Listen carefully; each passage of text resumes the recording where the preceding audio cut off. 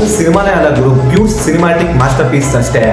Cinema ಯಾವ ರೇಂಜಿಗೆ ಇದೆ ಅಂದ್ರೆ, ಸಿನಿಮಾಗೆ ಕೊಡುವಂತ ನಾವು 4 ಅವರ್ಸ್ಗೆ ಸಿನಿಮಾದಲ್ಲಿ ವ್ಯಾಲ್ಯೂ ಸಿಗೋದಲ್ಲದೆ ಮೈಂಡ್ ಬ್ಲೋಯಿಂಗ್ ಎಕ್ಸ್ಪೀರಿಯನ್ಸ್ ಅಂತೂ ಸಿನಿಮಾ ಕೊಡುತ್ತೆ.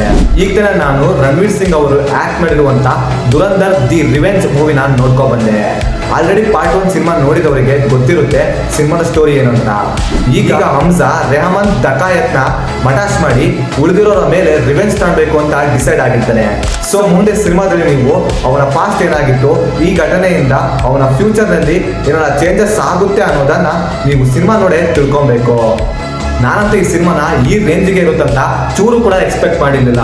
ಅದು ಯಾವ ರೇಂಜಿಗೆ ಅಂದ್ರೆ, ಸಿನಿಮಾದ ಸ್ಟಾರ್ಟಿಂಗ್ ಇಂದ ಹಿಡಿದು ಕೊನೆ ತನಕ ಸಿನಿಮಾದ ಹೈ ಪ್ಯಾಕ್ಡ್ ಸೀನ್ಸ್ಗಳು ಇಲ್ಲಿಂದ ಹಿಡಿದು ಟಾಪ್ ರೇಂಜ್ಗೆ ರೀಚ್ ಆಗುತ್ತೆ ಗುರು.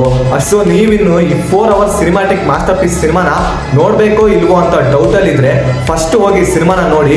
ಗ್ರೇಟ್ ಎಕ್ಸ್ಪೀರಿಯನ್ಸ್ ಅಂತೂ ಸಿನಿಮಾದಲ್ಲಿ ಸಿಗುತ್ತೆ. ನನ್ನ ಪ್ರಕಾರ ಇದೊಂದು ಮೈಂಡ್ ಬ್ಲೋಯಿಂಗ್ ಸಿನಿಮಾ ಗುರು. ಯಾಕಂದ್ರೆ ಸಿನಿಮಾದಲ್ಲಿ ಎಲ್ಲೂ ಕೂಡ ಒಂಚೂರು ಕೂಡ ಬೋರ್ ಆಗೋದಿಲ್ಲ.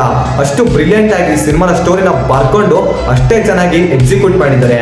ಸೊ ನನಗಂತೂ ಈ ಸಿನಿಮಾ ತುಂಬಾನೇ ಇಷ್ಟ ಆಯ್ತು.